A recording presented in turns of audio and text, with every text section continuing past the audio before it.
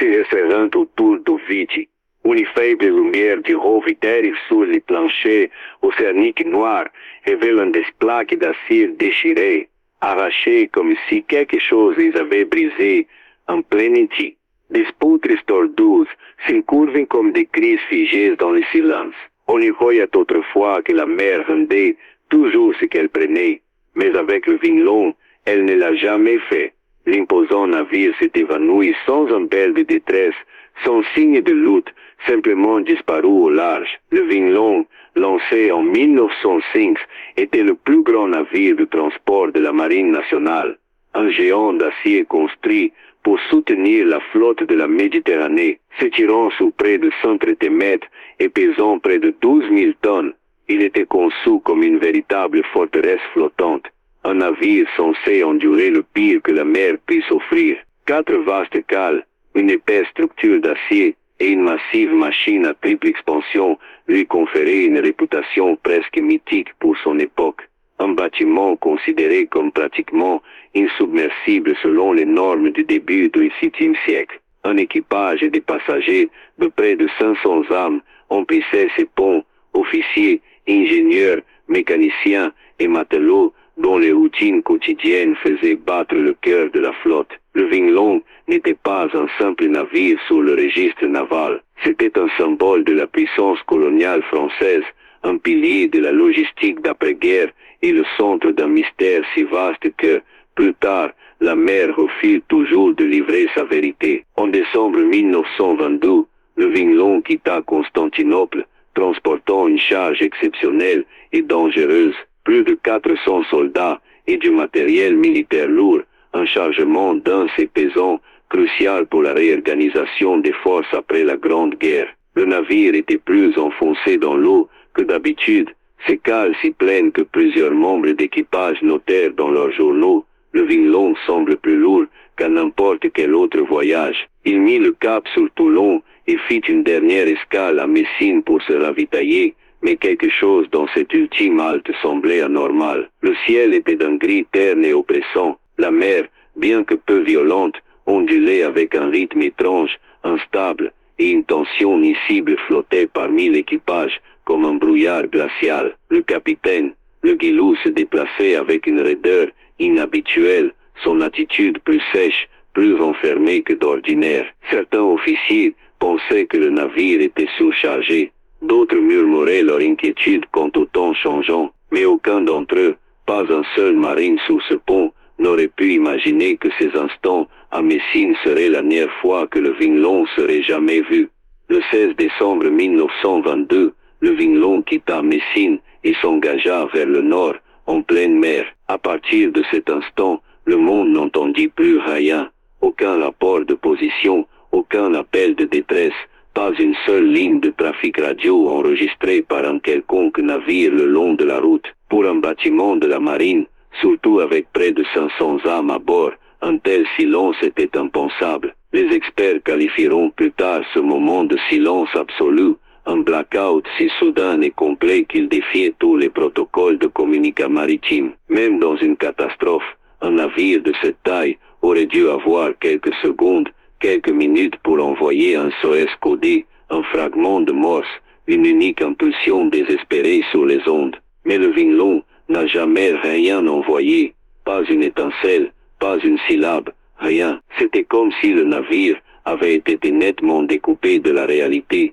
retiré en un seul souffle brutal de la mer. En quelques heures, la Méditerranée continua de rouler comme si rien n'avait jamais traversé ses eaux, et quelque part sur cette étendue solitaire, entre la Sicile et la côte française, le Vinlon cessa simplement d'exister.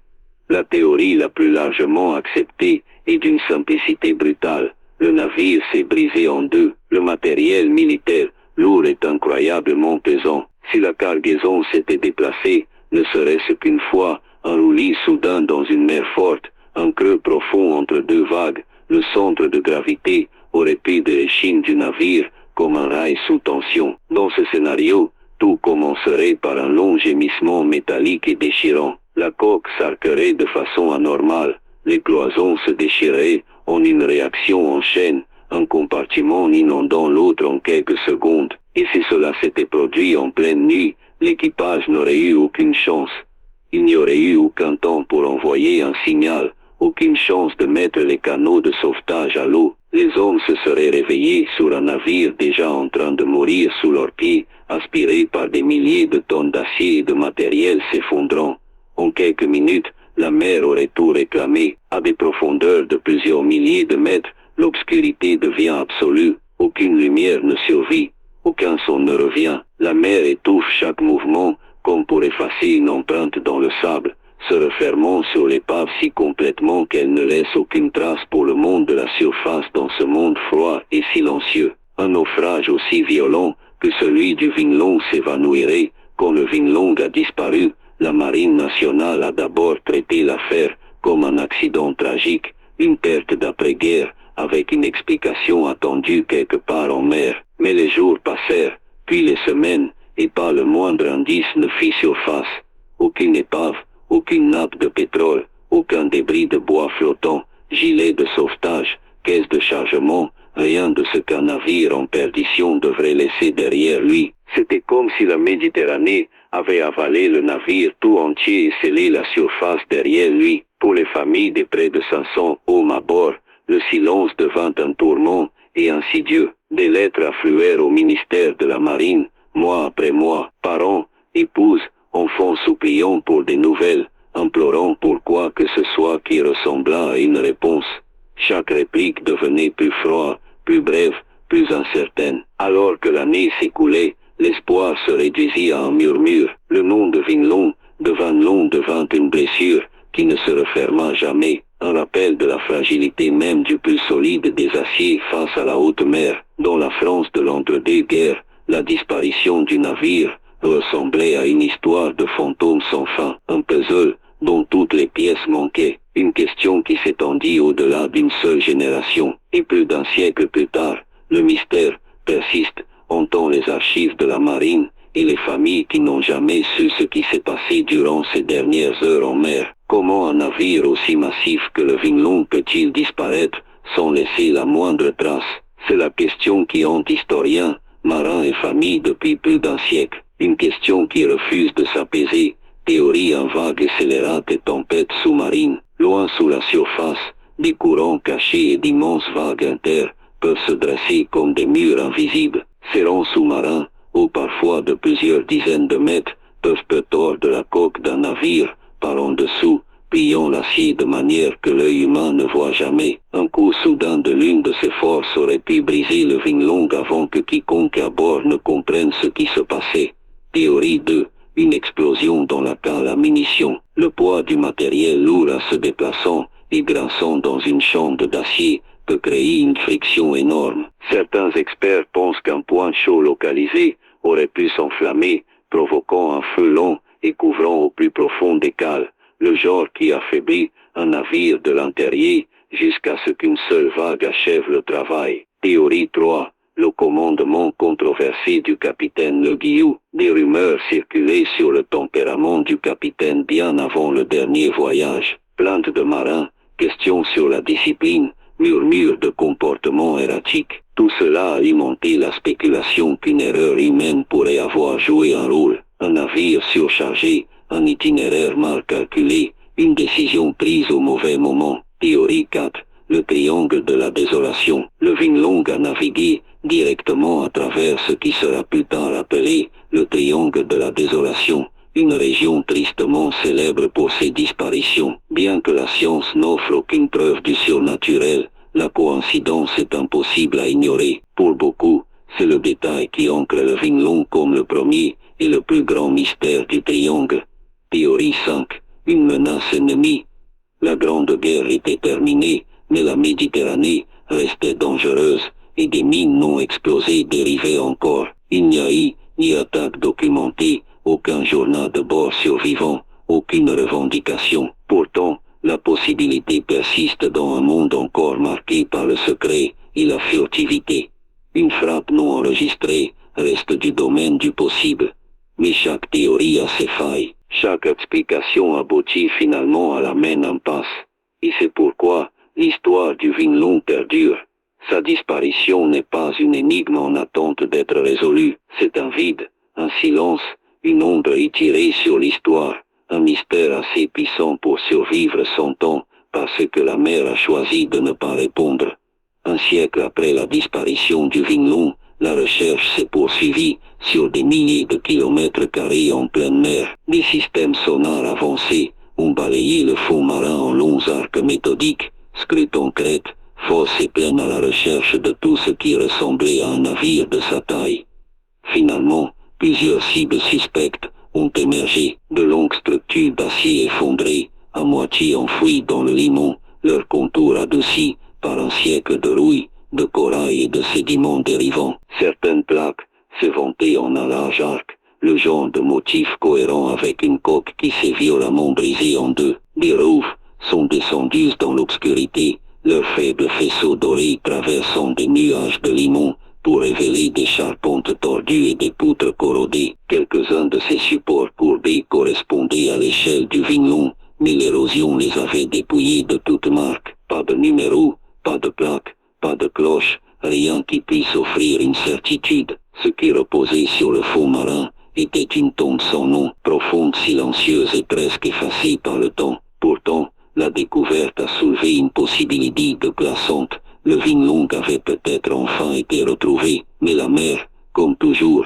ne rend que ce qu'elle choisit. Les archéologues marins pensent que si l'épave du Vinlong existe encore, elle ne ressemble plus du tout à un navire. 100 ans de sel, de pression et de chimie abyssale auraient réduit les plaques d'acier au carbone à de fragiles fragments. Les soudures se seraient rompues, les charpentes se seraient repliées et enfoncées dans les sédiments mousse, ne laissant que des formes éparses la moitié réclamées par le fond marin. De nombreux experts soutiennent que l'épave, si elle était trouvée, s'étendrait sur une zone couvrant des dizaines de kilomètres, non pas un unique lieu de repos, mais un champ de débris si dispersé que l'identification formelle devient presque impossible. Ils bondent vers un indice par-dessus tous et les autres, le silence radio absolu. Pour un navire de cette taille, la seule explication à un silence aussi total est délié, un effondrement catastrophique, une défaillance structurelle si soudaine que personne n'a eu le temps d'atteindre l'émetteur. Les géologues ajoutent une autre possibilité glaçante. La région où Vinlong a disparu pourrait contenir des dépressions cachées et de profonds ravins sous-marins. Dans de bonnes conditions, ces pièges naturels peuvent engloutir un navire entier, l'entraînant vers le bas avec de la boue, du sable et des débris jusqu'à ce que rien ne subsiste à la surface. En d'autres termes, le navire pourrait ne pas être simplement perdu, il pourrait être enterré, consumé par une partie de la mer conçue pour garder ses secrets. Si le Vinlong repose vraiment sur le plancher océanique, les experts pensent que ces restes ne ressembleraient plus à un navire, mais à un paysage en champ d'acier brisé divisé en 3 zones distinctes. Zone 1, la proue. Ici, les plaques avant seraient enroulées vers l'intérieur ou l'extérieur, comme du papier déchiré, plié par une pression bien au-delà de l'imagination humaine. Les cloisons, autrefois rigides et aujourd'hui apparaîtraient rompues, pliées ou arrachées en forme déchiquetée, la signature claire d'une violente défaillance structurelle. Zone 2, la cale principale. C'est la plus lourde et la plus impitoyable du navire. Des centaines de tonnes de matériel auraient entraîné toute la section centrale profondément dans le fond marin, l'ensevelissant sous des couches de sédiments mousse. Dans cette zone, l'épave pourrait être invisible à l'œil nu, ensevelie sous des mètres de boue, de limon et de sable mouvant. Seul le sonar, par la lumière, pourrait révéler sa silhouette fantomatique. La caméra glisse lentement le long du trajet probable du Vinlong. La section arrière, abritant les moteurs, la machinerie et les charpentes d'acier, montrerait probablement les signes les plus clairs de la coque se brisant en deux. Deux poutres déformées, arbres tordus, et supports de moteurs effondrés, s'étendraient sur le fond marin comme l'écho d'une créature colossale morte depuis longtemps. Aucune de ces zones ne resterait intacte. Pas un seul couloir, pas un pont reconnaissable, juste des fragments, silhouettes silencieuses et insolentes, écrasées par le temps, la pression et le poids des abysses. Dans les profondeurs de la mer, le temps ne s'écoule pas, il n'y a pas de lever de soleil, pas de marée, pas de passage des saisons, seulement une obscurité constante ininterrompue, pressant de toutes parts. Ici-bas, le mouvement est presque un souvenir. Grain de limon dérive lentement dans l'eau noire, comme une poussière ancienne se déposant sur du métal tordu qui gît, figé sur place. Des plaques d'acier, autrefois vivantes de pas et de voix, reposent maintenant aussi immobiles que des fossiles, leur bord adouci par la corrosion, leur forme estompée par un siècle de silence. Si des effets personnels subsistent, ils sont enfouis sous des couches de sédiments aussi épaisses que le poids des années oubliées. Une chaussure, une boucle, un fragment de bois, chacun scellé dans l'obscurité froide et patiente. Ils ne sont plus des objets, mais des messages des derniers instants, capturés à l'instant où le monde de la surface a basculé. Le Vinlon n'est pas simplement un navire disparu, c'est une absence, un espace vide où l'histoire s'est arrêtée en plein souffle et n'a jamais repris. Ici, au fond de la Méditerranée, le passé n'est pas parti, il est suspendu, préservé dans l'obscurité, maintenu dans un silence si complet qu'il devient une partie de la mer elle-même. Les abysses ne résonnent pas, ils se souviennent. Plus d'un siècle s'est écoulé, pourtant le mystère du Vinlon reste entier. Aucune réponse officielle, nos finales découvertes, seulement des questions suspendues entre l'histoire et les profondeurs. Mais la mer n'oublie pas, loin sous la surface, dans l'immobilité froide où la lumière n'atteint jamais, les restes tordus de l'acier reposent dans leur tombe silencieuse, rappel discret que certaines histoires n'ont jamais été destinées à être retrouvées en entier. Le Vinlon a peut-être disparu du monde de la surface, mais il n'a jamais disparu de la mémoire de la mer. Son absence persiste comme un murmure porté à travers les profondeurs. Un rappel que la Méditerranée garde ses secrets avec une patience bien plus grande que notre quête de vérité. Et comme pour tant de mystères engloutis par les vagues et le temps, une chose est certaine, la mer garde toujours le dernier chapitre pour elle-même.